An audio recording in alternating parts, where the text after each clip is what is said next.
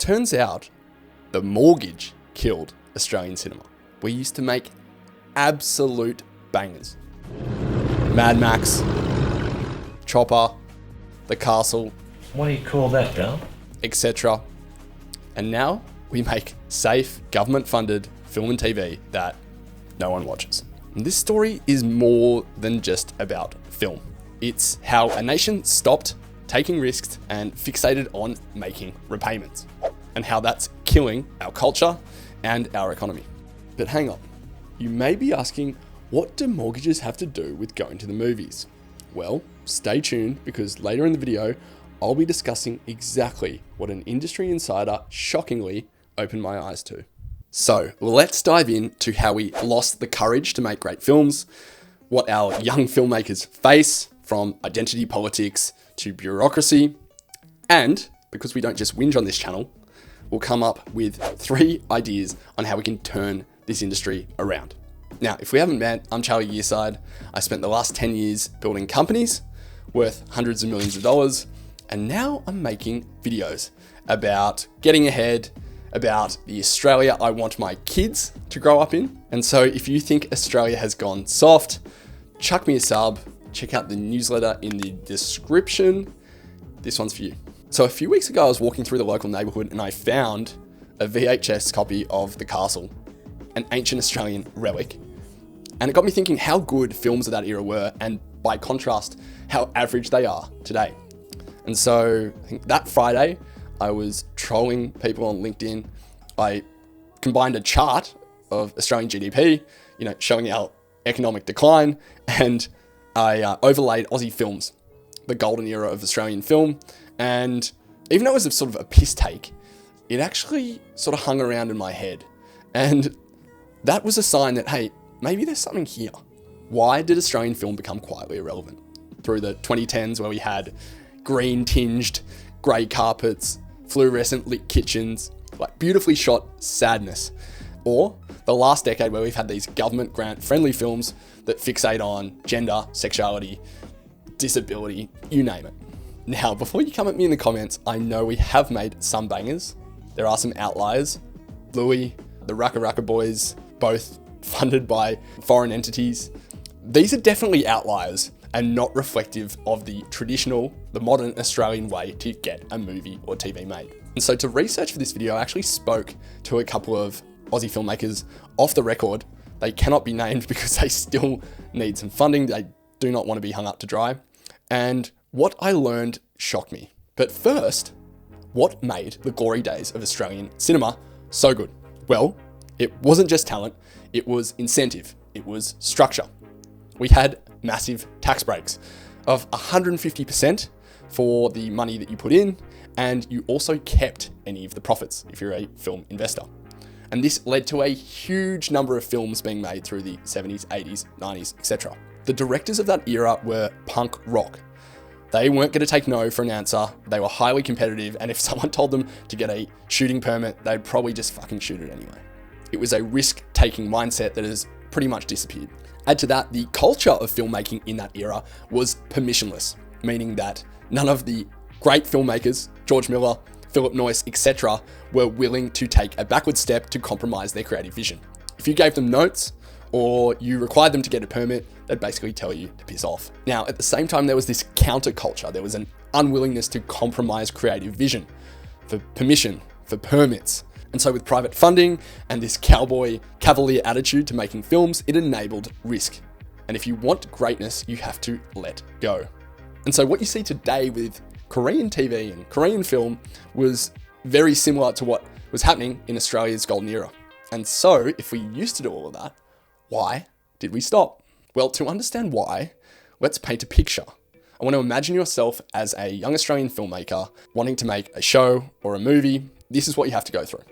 Okay, so you've got an idea and you've written a script. Might be rough, but it's yours. Okay, first you need a producer. One that's well connected and reputable and can speak to the funding bodies, Screen Australia, Screen New South Wales, etc. Now you need someone in the team that can do that, because basically no one's going to play ball with you unless you have that person. You need market attachments and casting commitments. So a nod from a distributor, a letter of intent from a streamer, a handshake deal with a famous actor before anyone can seriously agree to fund you. Even if you have those and everyone loves your script, you still face a bureaucratic checklist. Gender, identity, sexual preference, which region to shoot in. And so you unlock a grant for moving to Melbourne and agreeing to shoot in regional Victoria. You unlock another grant by having a disabled collaborator and an Indigenous person in the team. And so story is fourth, maybe fifth on that list. Slowly, you compromise your script. You soften it, you flatten it, you add a commercial arc and begin to incorporate notes from people you're trying to impress.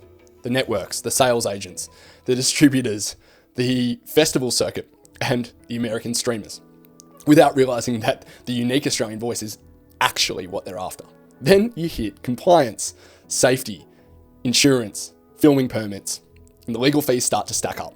This is exactly what modern Australia is built on. Safety, compliance, filming permits, and legal fees.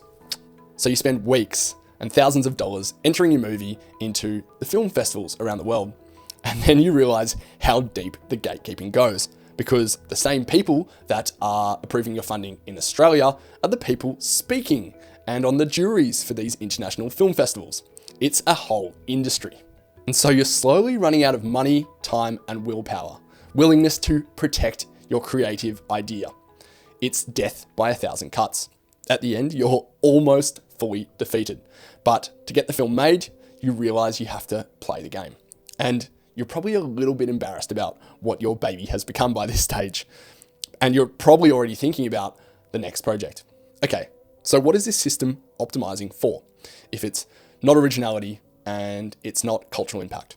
One of the filmmakers I spoke to said this to me, and it's absolutely rocked me. And it's basically, Charlie, when you sit down and pitch, you are sitting across from a producer with a massive mortgage and no willingness to rock the boat. They are trying to jump on and prevent bad films from ever happening.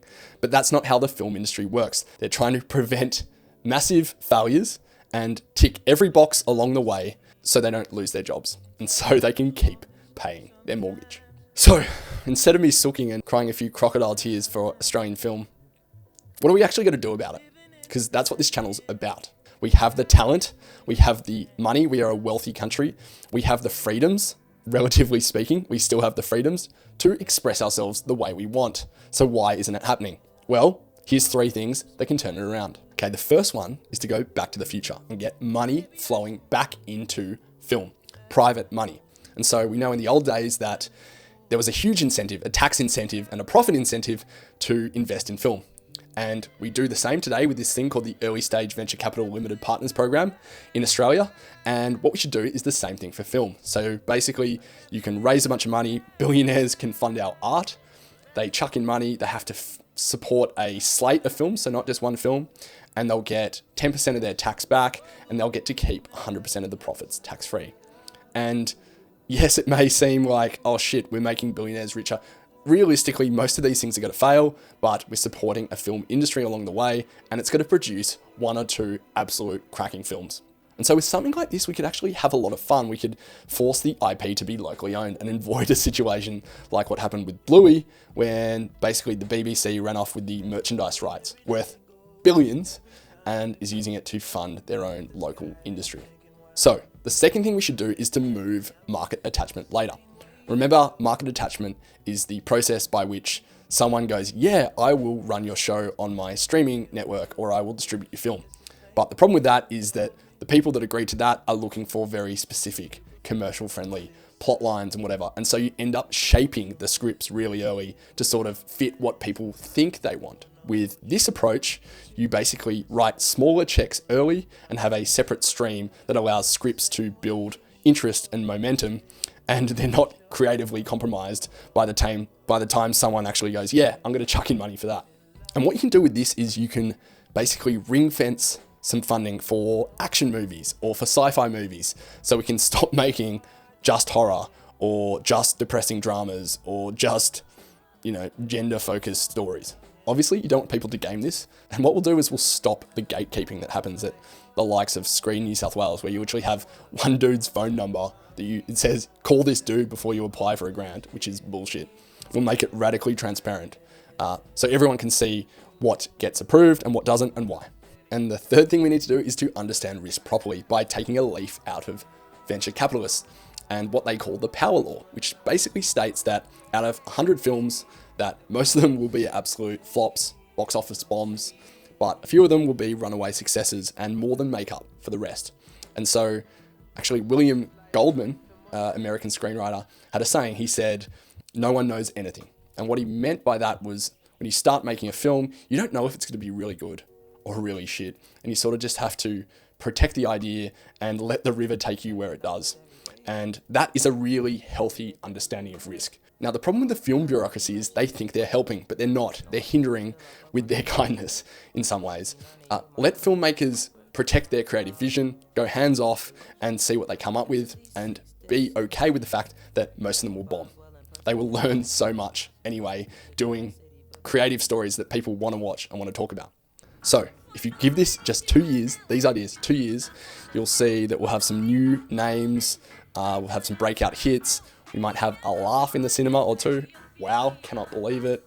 And a couple of big runaway hits will pay for the rest. So if you want Australia building again, share this, like it, and drop in the comments the Aussie film that you would fund tomorrow, or even just your favourite. That's it for now. Love yous all, and yibbity yibbida.